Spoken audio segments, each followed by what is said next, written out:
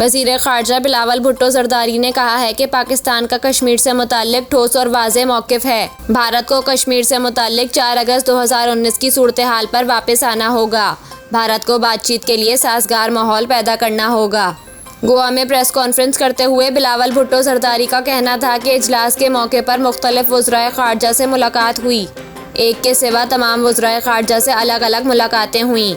इनका कहना था कि 5 अगस्त 2019 को भारत ने गैर कानूनी इक़दामात किए। 2019 के इक़दामात से भारत ने अक़वाम मुत्तहिदा की करारदादों की खिलाफ वर्जी की। भारत के 5 अगस्त 2019 के इक़दाम ने दोनों ममालिक के हालात को तब्दील कर दिया।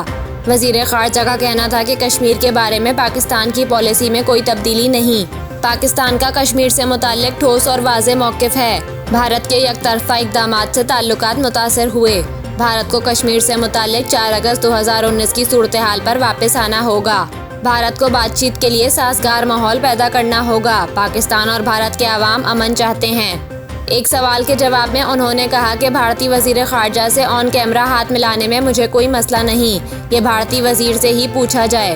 भारतीय वज़ीर ख़ारजा और मेरा एक ही तरीके से एक दूसरे को सलाम करना मेरे लिए खुशी की बात है। भारतीय वज़ीर ख़ारजा सबसे एक ही तरीके से मिले।